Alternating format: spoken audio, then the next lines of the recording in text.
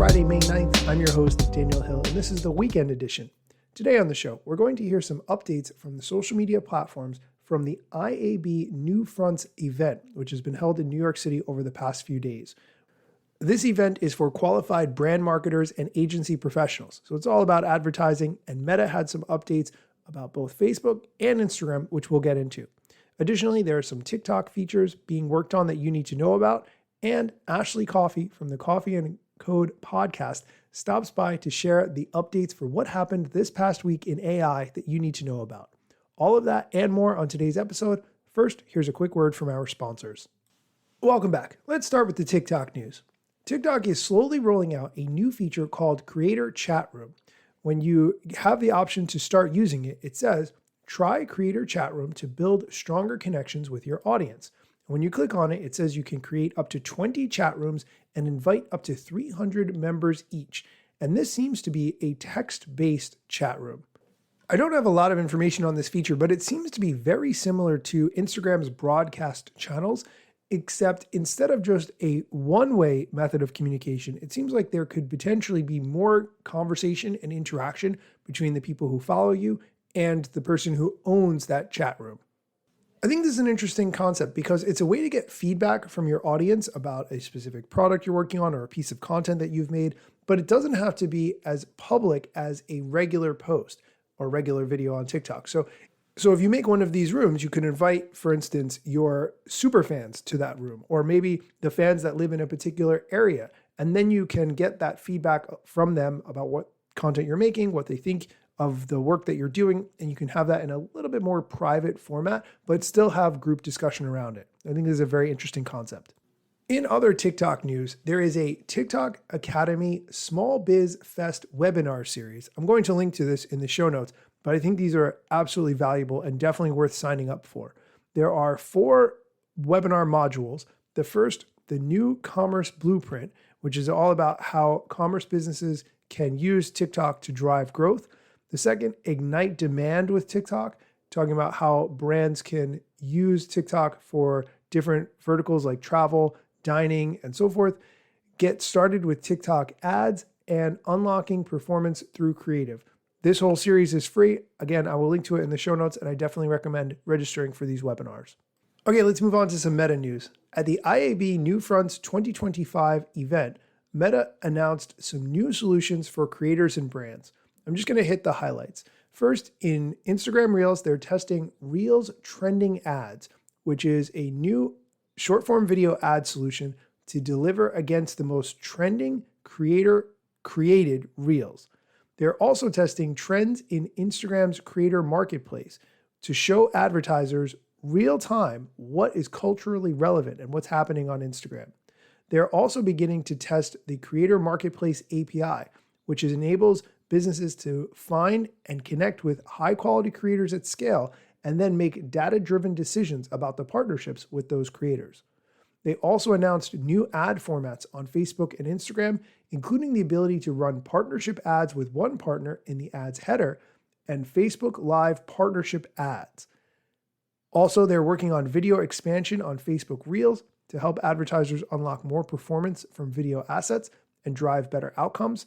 And lastly, they're testing video ads on Threads so businesses can expand their reach and engage with their audience in a familiar way across multiple platforms. I will link to the article about this from Meta. It has examples of all the things that I just briefly mentioned. If you are doing advertising on Facebook and Instagram, you're absolutely going to want to know about these changes. And now let's move over to some edits news very quickly. The @Creators account made a carousel with some of the updates that the edits team has been rolling out. None of these are huge changes, but I think they are important to just be aware of, so I'm going to go through them very quickly. First, the edits team has added text animations. So if you want to have words do different effects across the screen, like slide or stretch or be wavy, there are now 50 options to choose from. The edits team has also added in safe zones. Have you ever put text on a video and then you upload the video for the public to see it, and you realize that because of the words that are on Instagram, for instance, the caption or the location, it's hiding the words that you put in the video? Well, now in the Edits app, there are yellow lines indicating the safe spaces for you to put text on your video. And this is really important because you want whatever's happening in the video to be in the center of the frame, not to get cut off by the like button or the comment button or anything like that. Using these yellow grid lines makes it a lot easier. There are also 30 new transition effects in edits, 30 new filters that you can use in edits, and 11 styles of captions that you can use. Lastly, when you are editing the video, you have the ability now to pick which resolution and frame rate you want to use. So if you want to export in 4K with 60 frames per second, you absolutely have the option to do that. I will link to this post in the show notes so that you can see all of the updates for the Edits app at once. I think you are definitely going to be benefiting from these updates if you're using Edits heavily. Okay, we are going to take a quick break. When we come back, Ashley Coffey from the Coffee and Code podcast is going to stop by to share her updates from this week in AI. Stick around. Welcome back. Longtime listener of the show, Ashley Coffey, is here to give us the latest updates on what happened this week in AI with a particular focus on social media. Here's her updates. Hello, everyone. This is Ashley Coffey, host of the Coffee and Code podcast. And thank you to Daniel Hill for letting me come in and share the AI updates of this week that you need to know about. So let's go ahead and dive into it. Lots to talk about over the last 2 weeks. And let's start with TikTok. Ireland's DPC fines TikTok $530 million for illegally sending European user data to China and orders it to bring such transfers into compliance within 6 months. This is interesting because it kind of confirms what we were all thinking, even though TikTok has repeatedly said they are not sending user data. Well, now there's evidence. I believe Ireland did their investigation for about 3 years. So the fact that this is happening does send a serious flag out into the public to let people know what's happening with user data. Another headline about TikTok this week. At a Manhattan event, TikTok executives tried to reassure advertising clients that they were, quote, absolutely confident in TikTok and in the future of this platform, end quote. And Meta is also making the headlines this week. The U.S. jury awards Meta nearly $168 million in damages from an NSO group in connection with a 2019 spyware attack on more than 1,400 WhatsApp users' phones. Whew, what a mess. And another Meta headline. Sources say that Meta is once again considering facial recognition for its smart glasses, such as the Meta Ray-Bans, and some other devices of theirs, after abandoning the initial idea over ethical concerns in 2021. Now, if we think about it, 2021 was a year before ChatGPT made its way into the world, and lots has changed since then. I myself am a wearer of Meta Ray-Bans. I love them. It works great for when I'm on the go and I need to be hands-free or take a photo of a whiteboard session after a client meeting. It's just really nice to have something on my face. It's less of a dissonance between having a phone, disconnect between myself and the person that I'm talking to. I enjoy it. However, I feel like there already is a misconception that people think that there's already augmented reality or a heads-up display happening in these glasses, and that's definitely not the case. But I'm interested to see where Meta goes with this. Microsoft.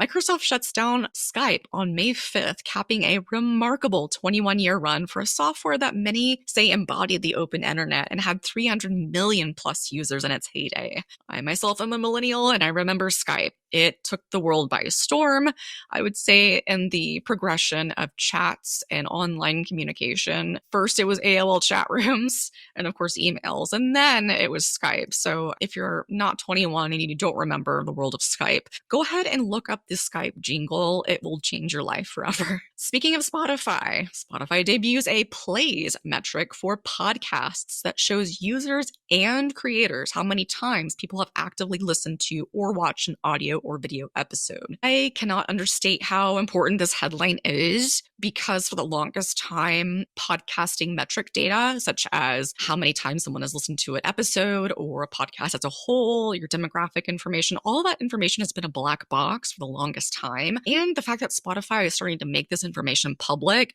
is interesting because that's also going to signal to advertisers to invest in the high quality, high performing, high volume creators because it's in their best interest for their advertising revenue versus maybe a creator that just started and has kind of low views or counts. It's just a competitive market right now in the creator economy and especially in the podcast world. So keep an eye on this. I'm interested to see what happens next on the data front. And speaking of advertisers, earlier in this segment, Snap unveils AI-powered advertiser solutions and sponsored Snap updates. So this was a really interesting rollout that I thought would be fun to feature here. So the social media platform also launched a new brand campaign called Say It in a Snap, highlighting its focus on authentic moments, which is interesting to see how they are trying to bridge the gap between the generational users that are on its platform. So we'll see what happens there.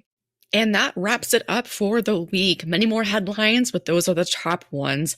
Again, this is Ashley Coffey. You can find me on Instagram at Ashley R Coffey 89, ASHLEY R COFFEY 89. Hope to see you there and have a great rest of your day. I will link to how to find Ashley online. Additionally, along with all the links for everything she talked about in that clip, you can find it all in the show notes. That's going to do it for today's episode. As always, thank you for listening. If we have never connected on Instagram, find me on Instagram at Daniel Hill Media. Let's chat. I'd love to hear what you think about the show, any suggestions you have for how I can improve it. I'm always down to chat to anybody who listens. I really appreciate you listening. Have a great weekend and connect with me on Instagram. Let me tell you a couple things that you should know about me. A product manager but do not have a bachelor's degree, but actually that's factually a fraction of me. Another fraction's posting content irregular and irrationally. Still probably won't get a job at the Gram. They forgot, they don't know, or don't care who I am. That's why you never see me at the parties and events. My lack of followers must make me irrelevant. Don't have a course, a book to sell to make a bag of grand. Not a social media marketer, don't represent any brands. Plain to see, don't have an agency, but I got a lot of spam. Just putting in my work without the glitz and glam. Won't catch me eating fish unless it's shrimp or clam. No six pack, no risk that, there's a gym card in my hand. Don't have a full-time job, but I got a lot of plans. Stay plotting, dropping knowledge on TikTok and Instagram.